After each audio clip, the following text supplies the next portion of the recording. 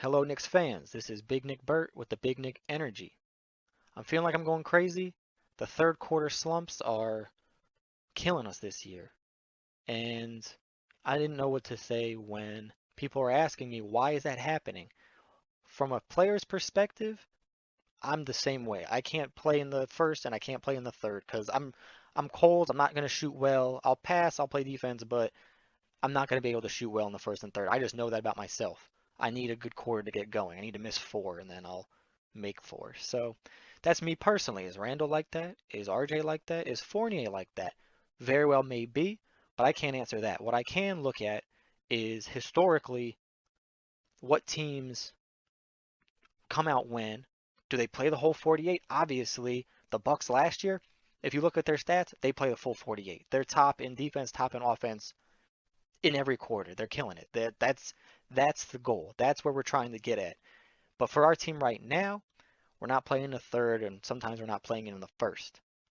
When I approach this question, I ask myself, what could be the cause of this? Is it a trend that most teams see, where yeah, people get cold to start the game and in the third after the halftime, or is it more common to see a full 48-minute team playing good offense, good defense historically? So I turned to Basketball Reference, of course, and also TeamRankings.com. Don't know if that's valid or not. If it's not a good site, please let me know. But I use those for the time being, and like I said, if they're not good, let me know, and I'll use something different in the future. So oddly enough, Team Rankings, their oldest team data is from 2003. So I started there, looked at the championship team. Lo and behold, that amazing Pistons team. Not great on offense, but superior in every way in defense. Every single way. And in a lot of ways, they look like the Knicks of last year. Our offense was terrible, worse than the league at some points. But same with the Detroit Pistons. But the defense is everything. It's not a very fast-paced game at this point, but they're still at the bottom. So they're at the bottom of slow, right? But talking heads will tell you, me included, that defense wins championships. The Detroit Pistons is all that. They're full defense all the time. The third and fourth quarter, number one in the NBA for holding opponents to the lowest average, only 20 points. But for my argument here, I want to know if they're coming out fast with that kind of pace, with that kind of defense, or if they're just, you know, like that all the time. And for the Pistons 03-04, the first quarter they came out slow. The second, third, and fourth quarter, they're holding them to around 20 points per quarter. That's the average at a 82 game season. But the first quarter they're letting up 22 points. It's not a huge swing, but it could indicate that the Pistons, took a second to get going. They don't come out super engaged, super locked in to start the game. It takes them at least one quarter, right, to get going. Or maybe it's not the players at all, and it's the coach making adjustments. When the coach sees what the other team is doing, first quarter, then he makes adjustments and the team executes. It could be that. So I don't want to discount that. I don't want to jump to any conclusions right now. End of the day, they're a championship team. We know that they did it. And we can look at those numbers and say, yeah, they're just an elite defensive team, and they came out from the jump. I mean, they only let up one more basket in the first versus the second, third, and fourth. So it's pretty consistent either way. So going forward, I moved all the way to 2008-2009 season and looked at the Lakers. The Lakers were top five in pace, top six in scoring in every quarter, but they were completely middling in defense. It was consistent defense, but it was middling. Significantly about their middling defense, it actually took a decent jump in the third quarter. Same with their offense. They had a very good offense, but it did take a jump in the third quarter. The Lakers were consistently top six, but the third quarter they jumped all the way to top two in the league in offense. And I don't think that's a coincidence. They say that's Mamba mentality, right? They went into halftime. They saw what they needed to do. They came out in the third and would consistently do it. And that's what made them a championship team. So right there, I have two examples where one team, maybe a slow start, but then consistently hard-nosed defense with, super below average offense, but it didn't matter because the defense was so good. The Lakers, consistently good offense, middling defense, but when it mattered, they came out. specifically in the third quarter. Now, is that Phil Jackson? Is that Kobe? You can't really say. I'm not going to either. But what I do see is a team that clearly knew what it needed to do in the third quarter, and they could do it. So what does this say about starting cold or playing in stride? Really, if you look at both teams, they do get better as the game goes on. So you would expect a team that can perform and does perform to get better as the game goes on. At least elite teams, teams that are actually winning championships. But what we see with the Knicks is just not that. It's not consistent. They're not hitting any type of milestone.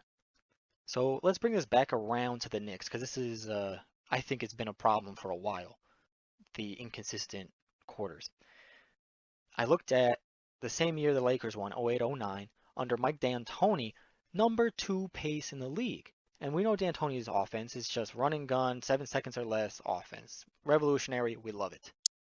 But you still need to play at least average defense, and they just didn't do that at all. First and second quarter, they ranked 28th, and the fourth quarter, they ranked 29th. However, for this argument, in the third quarter, they jump all the way up to 22nd. Wowee. Similar bump on offense. They're ranked 5th in the first quarter, 6th in the second quarter, but then jump to 3rd in the third quarter and drop all the way to 10th in the fourth, like they get gassed out. So what do those rankings actually mean? They only were scoring 26, but then dropped to 25 in the fourth. So it's really not a big drop off, but because it's averages, I mean, it happened over the course of the whole season, that there is some validity to it to say that they consistently dropped in the fourth. In contrast to the 08-09 season, last season, the Knicks were dead last in pace. But their defense was #1.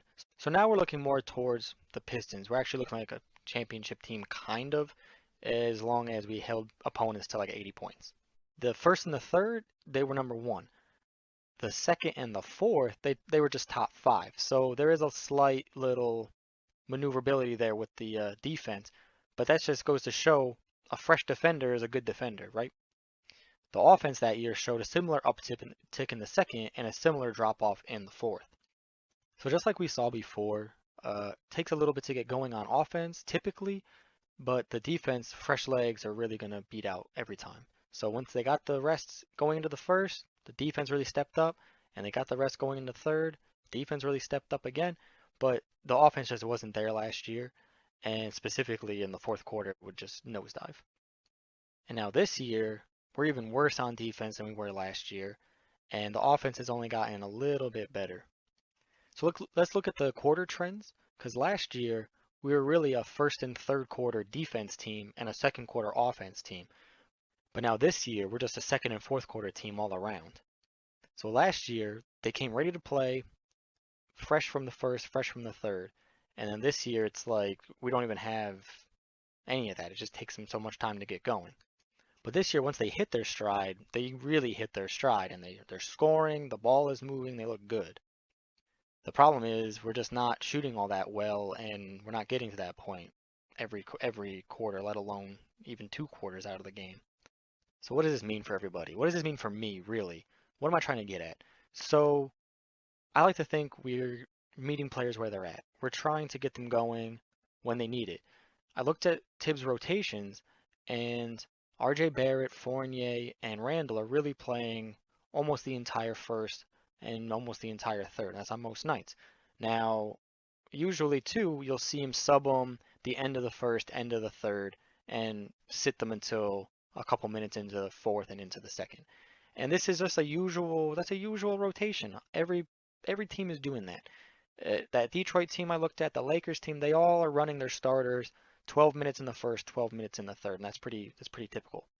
I know a lot of people are quick to jump to Tibbs' rotations that he should use his young guys more, and I agree with that to a point, because at the end of the day, you need your starters to play the majority of the minutes, and they need to perform for the majority of the minutes, and that's on both ends.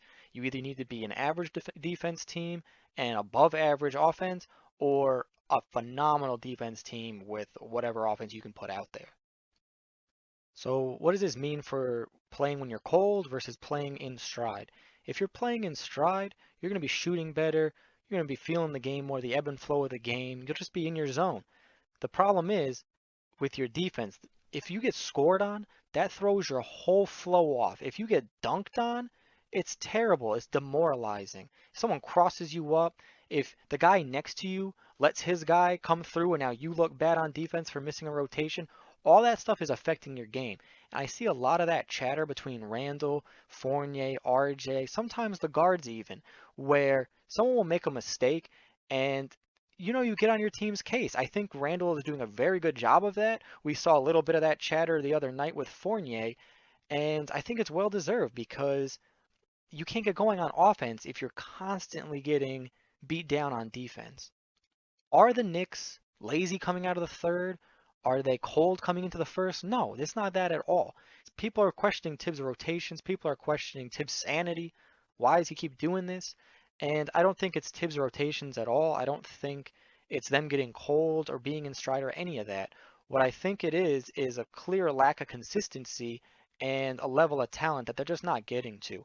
Whether it's Randall being tired from his new kid or RJ was being sick, Noel was hurt. Mitch is hurt. Fournier is a brand new guy on this team. So there's a lot of things going against them right now, and I think it's kind of early in the season to say we need to trade everybody, or I don't like this guy's effort, or I don't like this rotation, or anything like that. I just think it's important to recognize where we are in the season right now.